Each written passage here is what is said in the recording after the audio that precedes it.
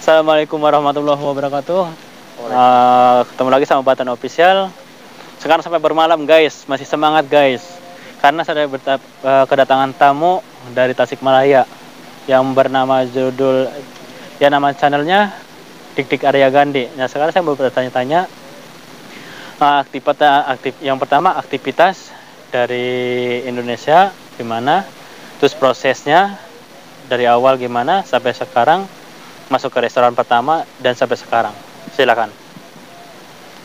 Kalau sayanya waktu dulu di mana di kampung gitu, di kampung saya kerja, nah itu karena komputer bah, jadi macam komputer bordir, jadi bikin baju macam koko busana muslim gitu. Ustadz Jepri, tahu Ustadz Jepri? Ya itu macam kayak gitu. Jadi itu lagi tahun berapa itu? Saya itu terjun komputer itu dari tahun 2006 kalau nggak salah, tapi sekejap-sekejap lah. 2006. Oh 2006 dari ya. 2006 teh kan kalau di kampung saya itu kebanyakan kan konveksi kerjanya, jadi pabrik-pabrik lah.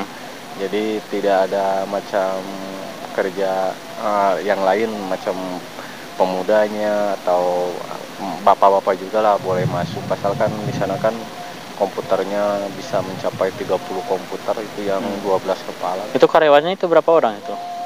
Karyawannya itu kalau 30 komputer bagi 3 shift itu berarti 30 kali 3 berapa? 90 itu. Karyawannya kan di shift-shift Pak. Jadi kalau kerja di Tasik itu sistemnya itu 24 jam non-stop, tapi di shift-shift 8 jam, tapi di shift-shift. Jadi waktu itu saya masuk pukul 7, baliknya itu pagi. Pukul 7 pagi, balik jam 3. Lagi dari jam 3 ada shift yang kedua dari jam 3 sampai jam 11 malam. Nah, dari jam 11 malam ada lagi yang bagian shift malam yang ketiga, jadi dari jam 11 malam sampai jam 7 pagi laju itu macam. Jadi si mesinnya jadi 24 jam ya. 24 jam teh terus nggak pernah berhenti gitu, kecuali mati lampu.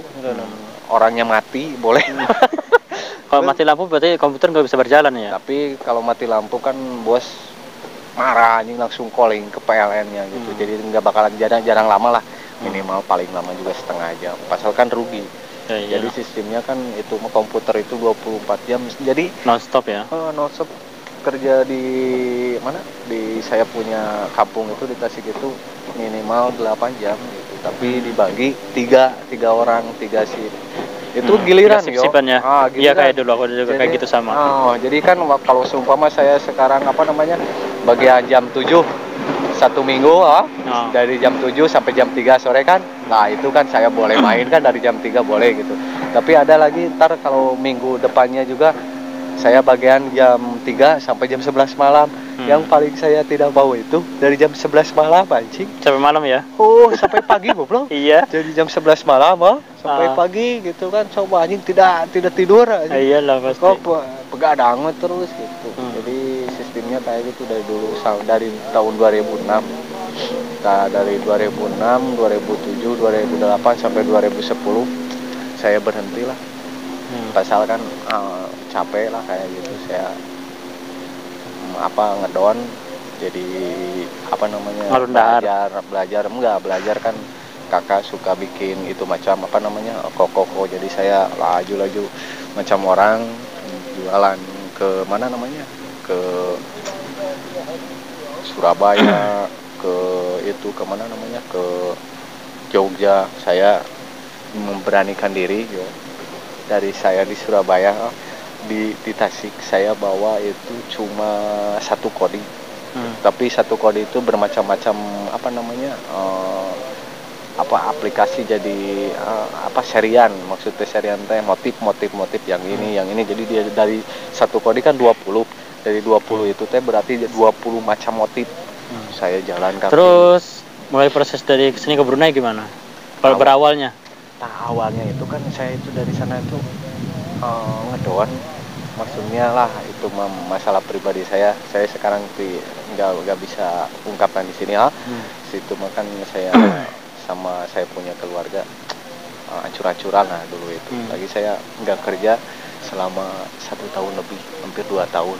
Aktivitasnya apa itu? Tidak kerja saya Total. diam saja.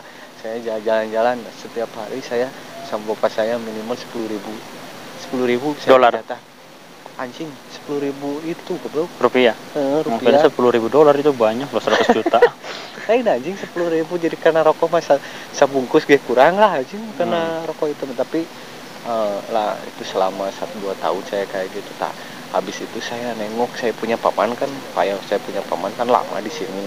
Itu saya tengok Facebooknya anjing, macam nyaman gitu kan. Misalkan dia punya foto anjing ini itu kan. Keren-keren. Oh, keren-keren gitu. Dia jalan-jalan kayak gitu. Lagi saya calling sama saya punya paman, saya mau kerja ke Brunei gitu kan, ikut. Lalu dia ketawa, apa kamu kerja di sini gitu kan? Pasal di sini mah harus kuat mental, harus ini. Paman saya semua bilang kayak gitu. Tapi saya cakap, insya Allah saya kuat lah, gitu kan. Saya ngejalanin itu, yuk nunggunya itu minimal 1 tahun. 1 tahunan. Pasal kan cakap paman saya, sok kamu bikin dulu paspor. Saya itu waktu kesini itu semua baru, yo. Jadi paspor saya bikin sendiri, semua sendiri. Saya tidak pikir sama orang gitu. Yang penting cakap paman saya, kamu punya paspor dulu. Kalau udah punya paspor gampang, orang banyak yang butuhin di sini gitu kan. Kalau belum punya paspor, takutnya kamu di sananya, di PT-nya dipermainkan gitu kan. Dimainkan sama orang kayak gitu. Jadi waktu itu saya habis sudah bikin paspor semua. Bikin paspor itu sekitar habis berapa dulu? Dulunya itu kalau sendiri ya, saya kan awal sendiri, kalau udah sendiri lah itu. Kan di tempat Tanpa saya lewat sponsor. di tempat saya itu deket, yo. Jadi kalau di rumah saya teh minimal setengah jam lah ke imigrasi teh. Dulu mah dari itu baru imigrasi dari Tasik teh baru. Awal-awal mah kalau bikin paspor itu harus ke Bandung. Dari Tasik teh kan Sukabumi guys, sekarang anjing ke Tasik ya bikinnya. Pasal Sukabumi tidak ada kan, tidak ada imigrasi. Nah sekarang mah di Tasik ada imigrasi dari tahun 2015 kalau nggak salah mah. Saya jalan sendiri ke imigrasi. Cuma berapa? 400.000. 350.000. Proses sendiri ya itu ya, langsung. Aslinya mah, denger itu loh. Waktu itu saya jalan sendiri nanyain bikin paspor berapa? 350. Tapi harus komplit, Bah. Ke satu kayak KTP. KTP, terus apa namanya? Surat kelahiran kita teh apa namanya? Tanda lahir. Surat kelahiran Akte. Akte kelahiran. Tanda kelahiran anjing. Akte lahir. Sama KTP itu nik, tahu ada tulisan apa? Angka nik. Ada tulis nik kan? Nik itunya itu harus sama. Saya kan tidak sama. Jadi problem. Bukan problem deh ya anjing. Aing pusing di sana mah. Yo, saya pika marah. Tidak di ACC atuh intinya. Anak aing bikin ini bikin itu. Ribet ke sana ke sini ke Depnaker. Cenah harus ke Depnaker dulu. Saya jalan ke Depnaker, bikin surat Depnaker saya. Udah semua udah komplit. Pas mau jadi niknya itu beda 2 angka, Bah. Jadi masalah lagi. Tidak bisa. Saya pusing, dari sana saya pusing lah. Saya tidak mau kerja cekain teh. Kalau ini macam duit tidak dikasih, saya diam saja. Tapi saya pikir lagi anjing teh kalau di kampung saya kan orangnya gengsian yo gitu. Kalau kerja lagi macam di pabrik capek lagi duitnya lah gitulah, habis pakai siku kayak gitulah. Saya pikir lagi saya cakap lagi ke paman saya lah teh mau kerja ke sini gitu kan. Cakap paman, kamu mana kamu paspor sudah jadi belum? Teh bang tidak jadi, udah aja kayak gini kata paman saya. Bilang aja kamu mau apa namanya, mau umroh. Pasal kalau mau umroh itu ACC-nya laju-laju gitu Saya nanya lagi ke sana, kamu bikin paspor mau apa gitu, mau kerja kah apa gimana gitu kan, banyak pertanyaan. Saya mau umroh. Bener. Di laju-laju di apa namanya di prosesnya. Tapi kamu harus ke pusat umroh. Ini anjing saya datang ke apartemen tempat umroh, masuk ke saya. Kamu mau apa? Saya mau minta apa namanya surat jalan buat umroh gitu Saya pikir tidak bayar duit, Pak. Bayar duit berapa? Saya duduk di sini saya. Tapi harus bayar dulu minimal 1,5 juta. Jadinya saya jadi apa namanya? Jadi beneran saya mau umroh kayak gitu teh. Anjing saya tidak jadi. Tunggu dulu, Pak. Saya mau balik dulu ke rumah. Pasal saya sudah ditulis, Pak. Sudah ditulis semua, kayak mau berangkatnya jam berapa, tanggal berapa sudah ditulis, tapi harus kasih DP dulu 1,5 juta. Ini saya pusing sudah yo di sana. Saya balik lagi di rumah. Sudah ya kayak gini mah, ini saya tidak bakalan jadi kerja lah. Pasal bikin paspor rumit gitu.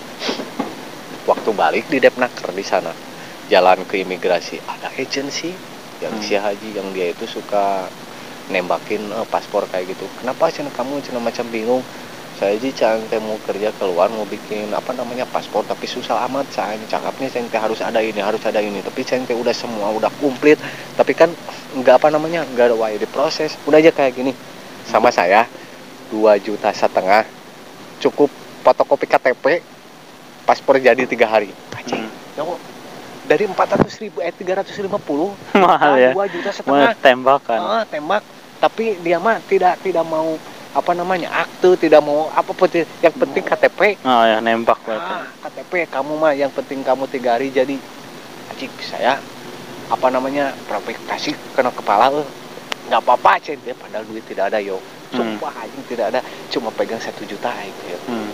Udah jadi cek ente jadi berapa hari ente jadinya, paling cina 3 hari. So kamu sekarang bawa duit berapa? Nih ada 1 juta, saya kasih duit 1 juta sama dia. Lagi saya dipoto di imigrasi teh jebret sama dia teh. Di awal orang lain kan ngantri, saya diduluin, Pak. Diduluin, langsung saya dipoto, sudah saya balik habis. Pas sudah 3 hari dia calling, kasih nomor telepon. Kamu ini cetak paspor udah jadi kesini, duit tidak ada coba. Tinggal 1,5 juta. Saya kocak yo di sana, padahal bapak saya mah saya tidak cakap sama bapak saya habis segitu. Tahunya bapak saya mah tahunya cuma 350 kan. Saya bingung yo, anjing gimana anjing. Itu juga menang pinjam dari saya punya adik kok. Saya kasihan sama bapak saya pasal 2 tahun saya kan. Terus sudah proses langsung singkat padat, terus perjalanan ke sini gimana? Langsung dari Indonesia ke sini? Dari sana saya paspor sudah jadi semua. Habis sudah jadi kayak gitu, lagi kan saya punya agensi yang di sini Bu Eka dulu. Bos Mustafa kasih visa. Lagi saya dikasih duit, saya suruh jalan kemana? ke Jakarta. Dari Jakarta kan saya cuma calling visa, duit saya tidak dibawa lah, macam bawa lah 3 juta kemarin.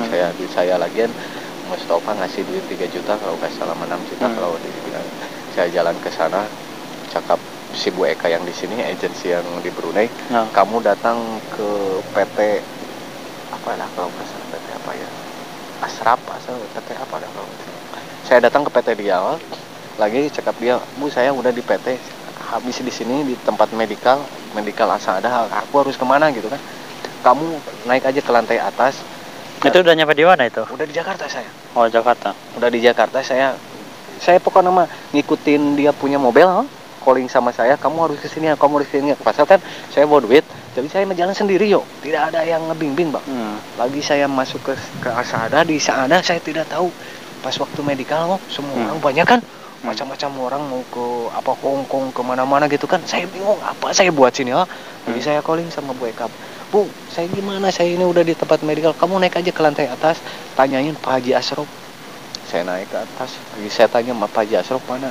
Ada di itu macam ketuanya gitu kan. Saya masuk ke sana, lagi saya cakap-cakap sama Haji Asrop, kamu yang punya agensi Bu Eka kah? Iya, cakapnya Pak Haji. Oh ya udah, mana kamu punya paspor? Saya kasih paspor, di sana saya proses, laju dan kalau nggak salah 3 hari. Mau balik apa enggak, saya diam di PT dia 3 hari, 1 minggu lah proses di PT Haji Asrop. Tapi saya kasih tahu ke semua orang, kawan-kawan semua, Pak Haji Asrop itu orangnya bagus yo, tidak ada ditipu gitu. Jadi minimal kalau ada proses orang yang ke Brunei minimal lebih dari 10 hari itu teh udah dipermainkan bener. Haji Asrop cakap itu macam paling laju 1 minggu yo. Pasal naon itu kan medikal dulu awal, nunggu medikal, hasil medikal kan 2 hari kadang 3 hari, hasil positif apa enggaknya. Lagi habis medikal itu macam PHP-an lagi apalah anjing, depan mah 3 itu ya, 3 proses ya kayak gitu. Lagi saya jalan sudah sama saya punya kawan di sini. Udah ready? sampai sekarang saya tidak belum ketemu. Saya punya kawan kesini berdua yuk, yang kerjanya sekarang di Serusup, Mas Yanto, Mas apa itu ya namanya, sama dia kerjanya di restoran gitu. Itu cerita saya dari awal sampai akhir kayak gitu sampai ke sini. Sekian dan terima kasih. Assalamualaikum warahmatullahi wabarakatuh.